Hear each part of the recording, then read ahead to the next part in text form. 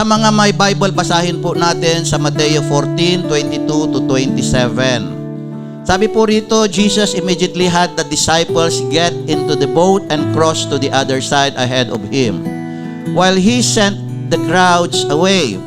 After dismissing the crowds, he went up on a hillside by himself to pray. When evening came, he was there alone. By this time, the boat was in the middle of the sea and was being battered by the waves because the wind was against them. Shortly before dawn, Jesus came to them walking on the sea. When the disciples saw him walking on the sea, they were terrified and cried out, "It's a ghost!" And they screamed in terror. "Have courage," Jesus immediately told them, "It's me. Stop being afraid." So, ang title po ng pag-aaralan po natin, Have Courage to Cross to the Other Side. So, basa ng Diyos ang kanyang salita, pwede na po tayong maupo. Amen? So, hinihiling ko po ang atensyon ng bawat isa sa po sa atin. See? Yung mga disturbances, problema, alisin muna po natin at mag-concentrate po tayo po sa salita po ng Diyos. So, sa kwento po, okay, sabi po doon, sa text po natin, Jesus immediately had the disciples get into the boat and cross. Okay, had the disciples get to the boat and cross to the other side ahead of him while he sent the crowds away. So, ang Panginoon ay inutusan niya yung mga disciples na pumunta doon sa kanilang bangka at mauna sa kanya para tumawid sa kabilang ibayo. Sa wikang Ingles, sa King James Version, ang ginamit po ay constrain. Okay? Ano po ba meaning po ng constrain?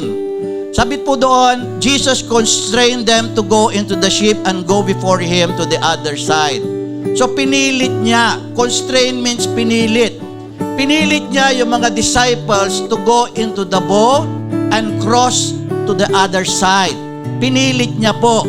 Kaya kung minsan ay pinapatawid po tayo po ng Panginoon kahit hindi po tayo natin po gusto.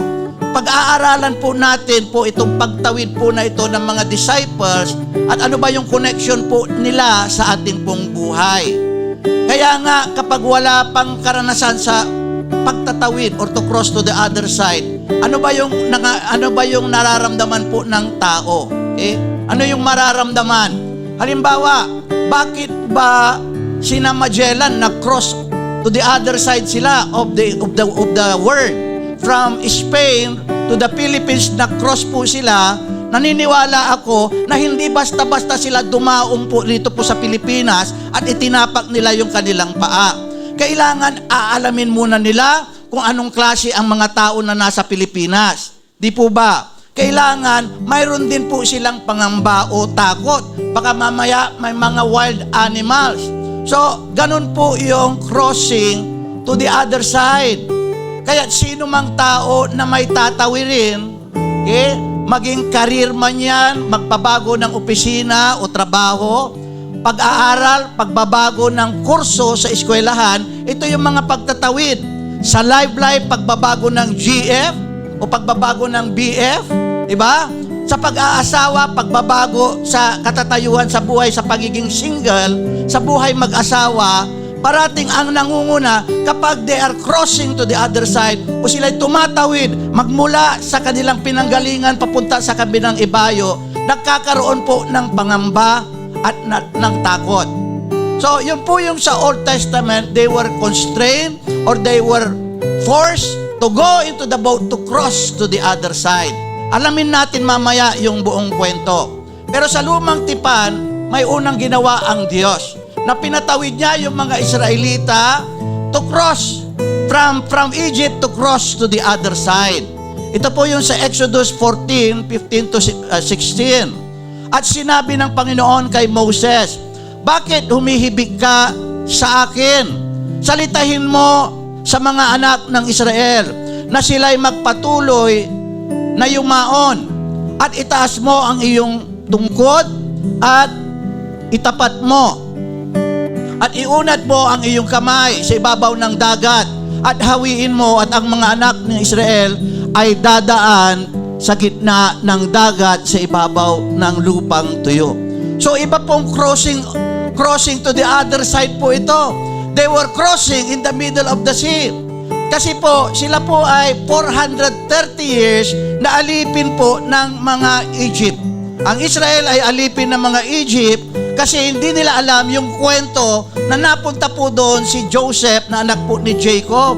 At dumaan yung panahon, hindi na nakilala yung Joseph na nanguna sa kanila at naging alipin, ginawa po silang alipin po sa bansang Ehipto for 430 years.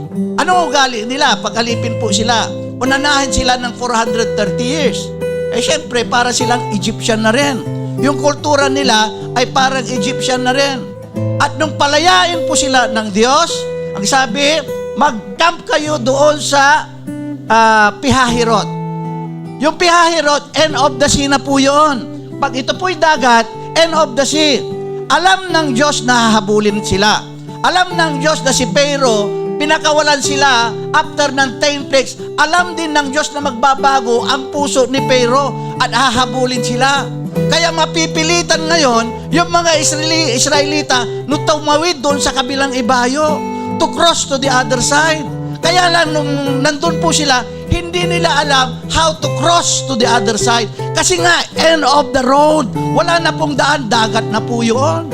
Pero ang Diyos ay gumawa po ng paraan. Okay, nakatawid po ba sila?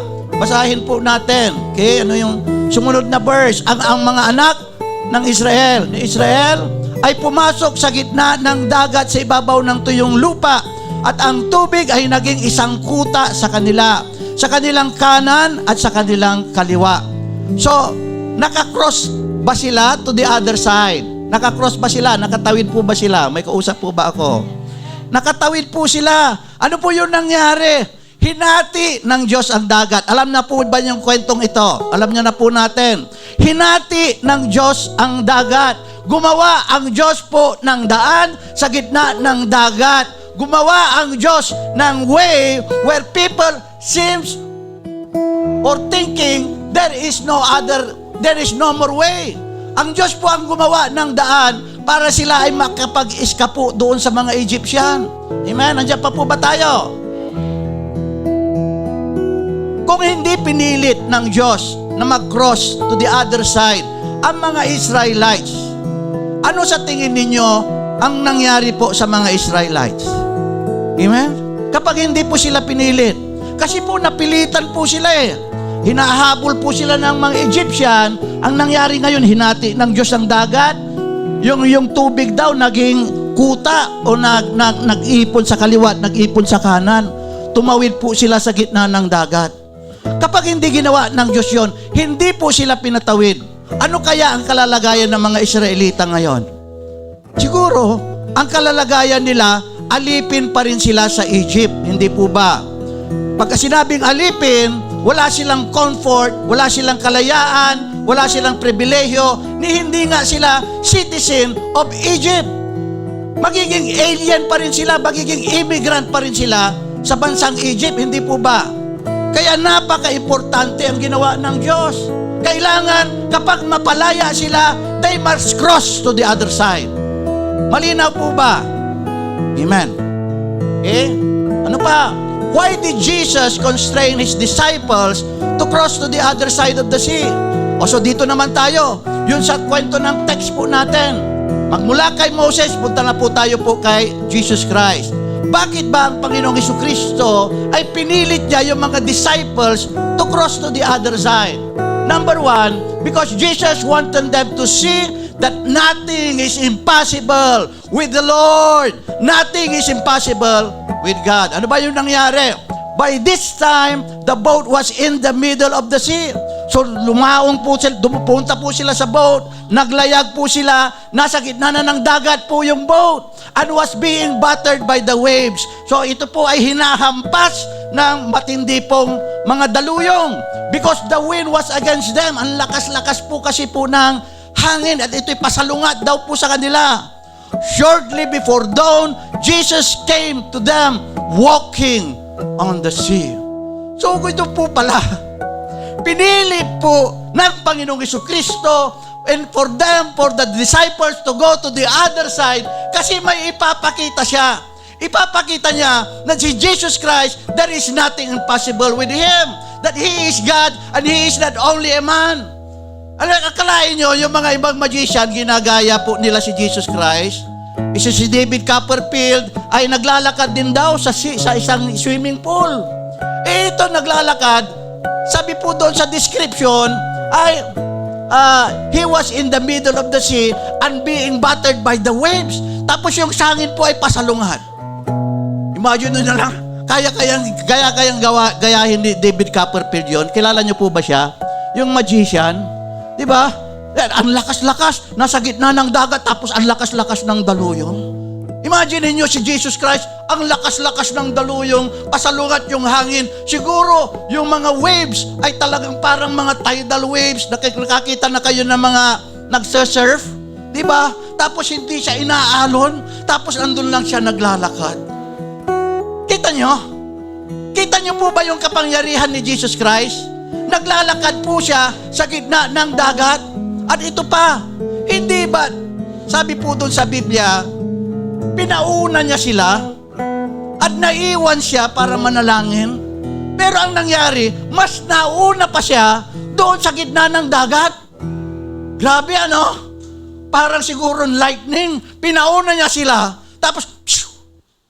Grabe. Ando ka agad si Jesus Christ in the middle of the sea. Amen? Kaya nga, sabi doon sa kwan, nung in-stop niya yung bagyo, sino itong taong ito na maging ang kalikasan ay sumusunod sa kanya? Amen? He is not an ordinary man. Okay, tuloy po tayo. Because Jesus wanted to teach them that nothing is impossible for them that believe on His word and fixing their eyes on Him. Gusto niya kasing turuan yung mga disciples na sila rin, kaya rin nilang lumakad o gumawa ng imposibleng bagay kung maniniwala lang sila sa kanilang salita. At huwag nilang aalisin yung kanilang paningin sa ating pong Panginoon. Diretso po tayo sa pagbabasa, doon din sa Mateo. Nung makita po ni Peter na si Jesus Christ ay naglalakad ng dagat, ito po yung sinabi ni Peter. Peter answered him, Lord, if it is you, order me to come to you on the water. Jesus said, come on. So Peter got down out of the boat, he started walking on the water and came to Jesus. Amen? Si Peter na isang disipulo, si Peter na isang mainitin ng ulo, ordinary man, sabi niya, Panginoon, ipahintulot mo na ako'y mapunta sa'yo. Ang lakas-lakas ng hangin. Imagine ninyo ha, si Jesus Christ naglalakad po sa tubig. Hindi natakot si Peter nung makita niya si Jesus Christ na nandun. At anong gusto niyang mangyari? Sabi niya doon, binasa po natin, puntahan niya si Jesus Christ. Ipahintulot mo na makarating ako sa iyo. Sabi ni Jesus Christ, come. Halika. Nung nangyari po, abay, agad-agad si Peter. Agad-agad si Peter. Okay, dito lang po yung atensyon. Agad-agad po si Peter.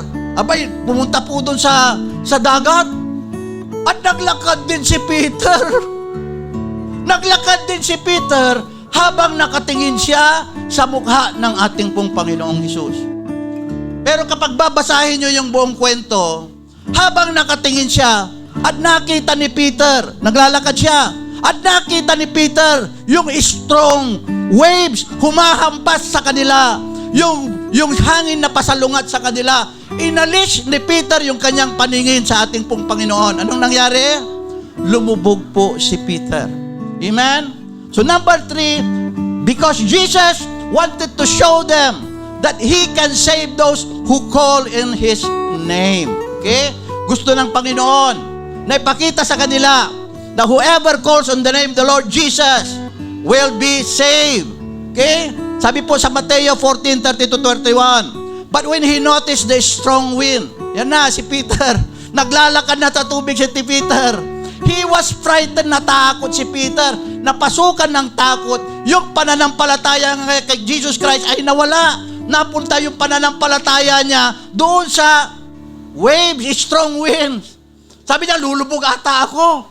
Naalis ngayon yung paningin niya. As he began to sing, he shouted, "Lord, save me." At once Jesus reached out his hands and caught him and asked him, "You who have so little faith, you who have so little faith, why did you doubt?" Bakit ka nagduda? Pero ang pinaka-importante po rito, whoever calls on the name of the Lord Jesus shall be saved. Palakpakan po natin po ang Diyos. Amen. Yung po yung pangako po ng Diyos po sa atin. Ang dami-daming tinatawagan po yung tao. Iisa lang pala yung tatawagin po natin, Jesus Christ. Kasi ang meaning po ng Jesus sa Hebreo, sa wikang Hebreo ay Yahshua or Yahushua, na ang meaning po ay salvation. He is the arm that brought us salvation. Jesus Christ is the salvation of God. Visible salvation of God. Amen? So inunat ng Panginoong Jesucristo yung kanyang kamay at iniligtas niya po si Peter kasi tumawag po siya. Okay? Number 4, Jesus wanted them to have courage when crossing to the other side because He is going to be there ahead of them, waiting and proclaiming. Sinabi ko nga sa inyo, ang Jesus na nag-utos sa kanila to cross to the other side ay parehas din na Jesus na sumalubong sa kanila doon sa gitna ng dagat. Amen? Parehas po na Jesus. Kaya gusto ng Diyos, kapag inutusan po tayo to cross to the other side, we should have courage. Huwag tayong matakot. Amen? Ano pang verse po natin?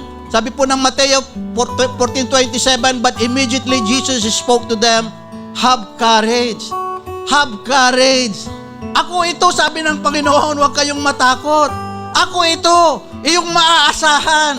Put your hope in the Lord Jesus Christ. Amen? Call on the name of the Lord Jesus.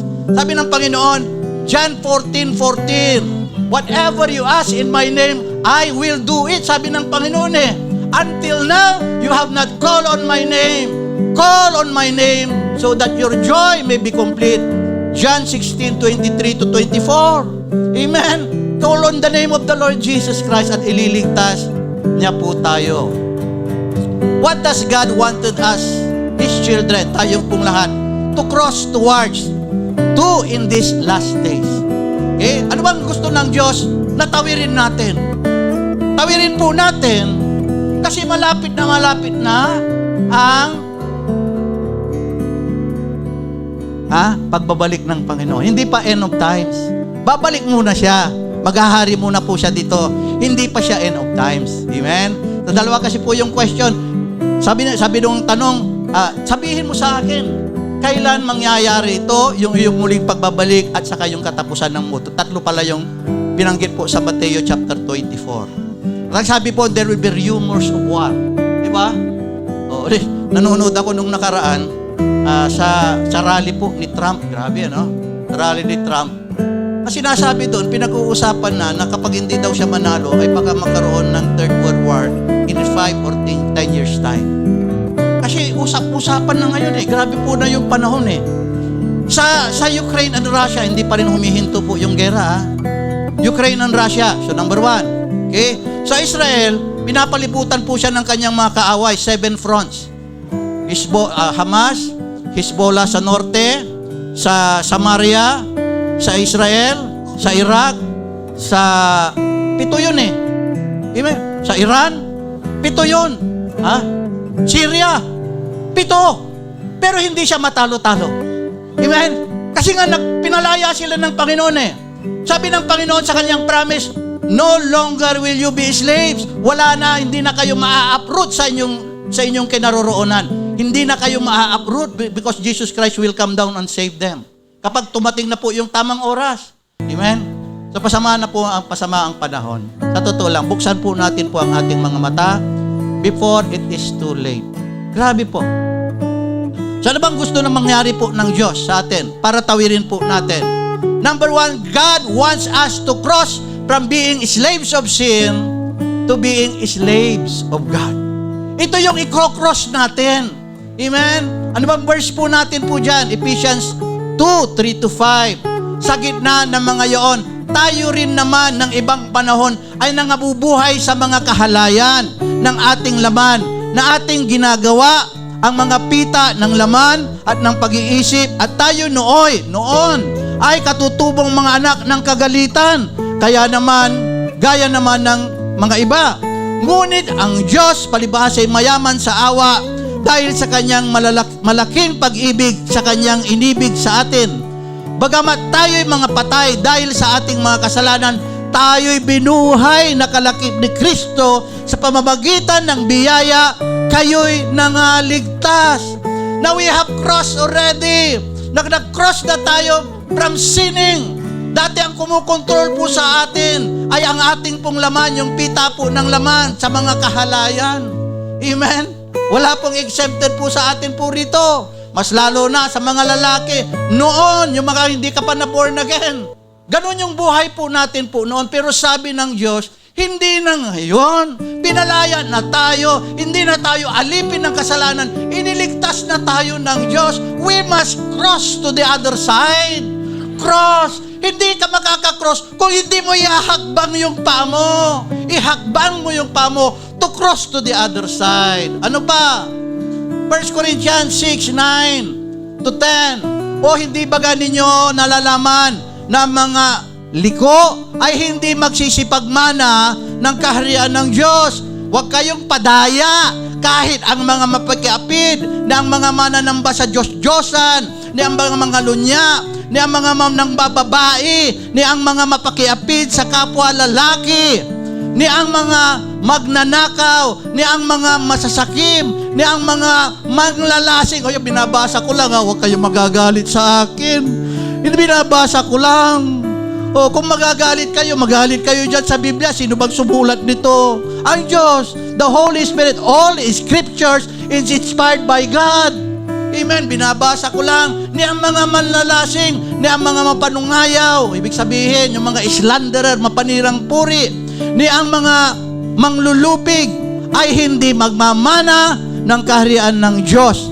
At ganyan ang mga ilan sa inyo. Ngunit nahugasan na kayo, ngunit binanal na kayo, ngunit inaring ganap na kayo sa pangalan ng Panginoong Jesucristo at sa Espiritu ng ating Panginoong Diyos. Inugasan na pala tayo. Let us not live like these people. Kailangan we have crossed to the other side. Amen? Wala na dapat sa atin to kasi nag-cross na tayo eh. Kapag hindi pa tayo nag-cross, siyempre nandito pa lang tayo. Ito yung buhay natin, di ba? Kaya inuutusan tayo ng Panginoon. Sabi nga, Jesus Christ constrained them. Pinilit sila na to cross to the other side. Kailangan mag-cross po tayo po to the other side. Kasi po, sabi po dyan, ayon sa binasa ko, hindi magmamana ng kaharian po ng Diyos. Amen? Ito ba'y pag-ibig po ng Diyos? Pag-ibig ng Diyos. Kasi kung walang warning, ay hindi mapagmahal ang Diyos. Kung hindi niya sasabihin to, hindi mapagmahal ang Diyos. Magiging unfair ang Diyos. Sinabi na. Kaya ang Diyos, mahal na mahal niya po tayo, na gusto niya po, magmana po tayo po ng buhay na walang hanggan.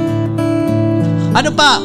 God wants us to cross from living according to our flesh to living according to the Spirit of Christ. Noon, nabubuhay po tayo according to our flesh. Romans 8:7-9. Sapagkat ang kaisipan ng laman ay pakikipaggalit laban sa Diyos, sapagkat hindi napapasaklaw sa kautusan ng Diyos, ni hindi nga maaari, at ang nangasa laman ay hindi makalulugod sa Diyos. Datapwat kayo'y nag-cross over. Datapwat nag-cross na kayo. Cross. Kayo'y wala na sa laman kundi nasa Espiritu. Kung tumitira sa inyo ang Espiritu ng Diyos, datapwat kung ang sino may walang Espiritu ni Kristo, siya'y hindi sa Kanya. Amen? So, kaya pala ang Panginoon ay pinili niya na ipako po sa cross. In order for us to cross. Nakuha ninyo?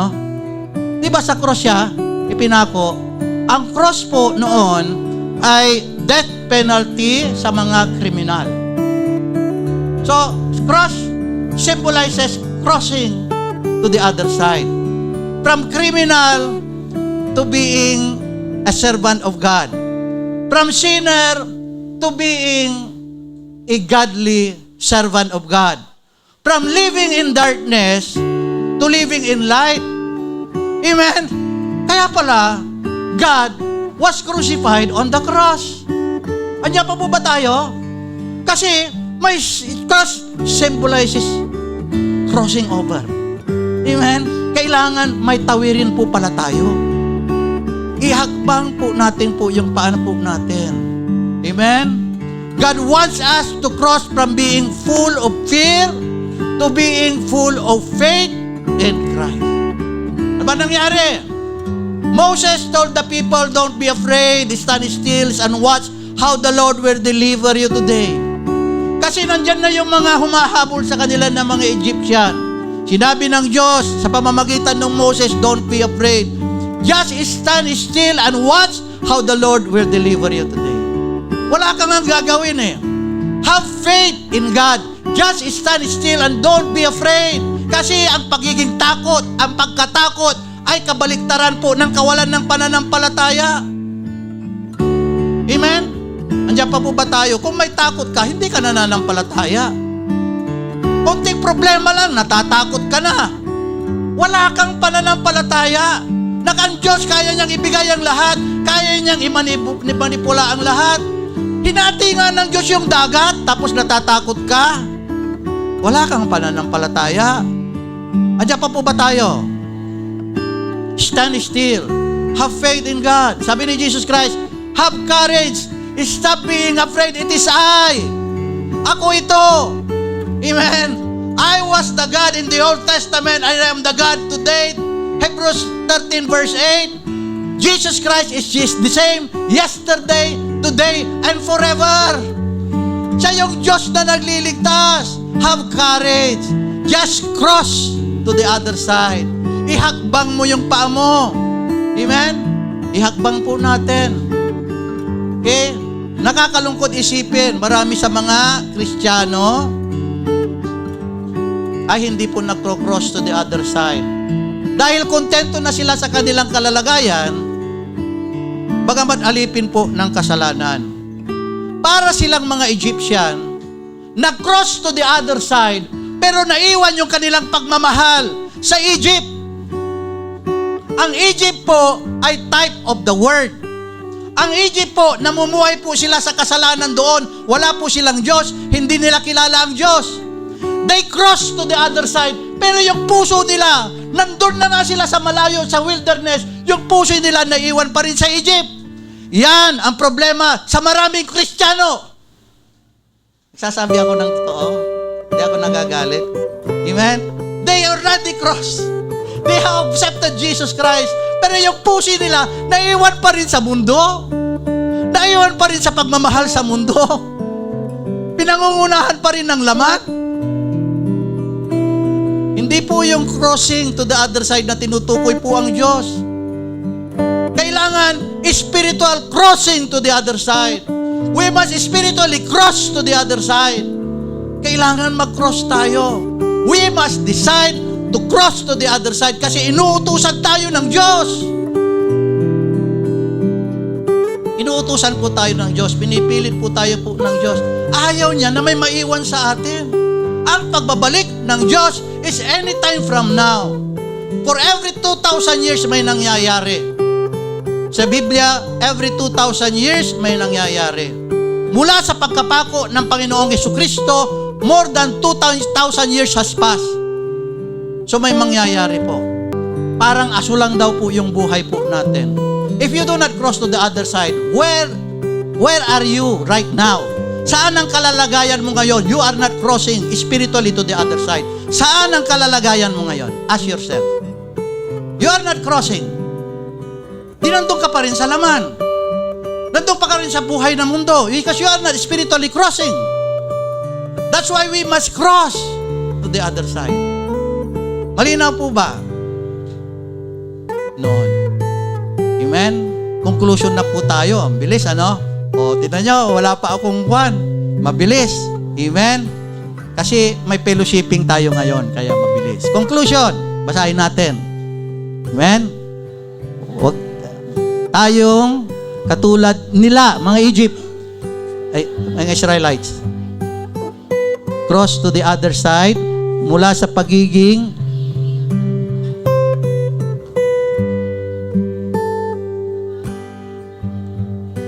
hindi ba't oras na para subukan namang mabuhay ayon sa Espiritu ng Diyos at magmana ng buhay na walang hanggan?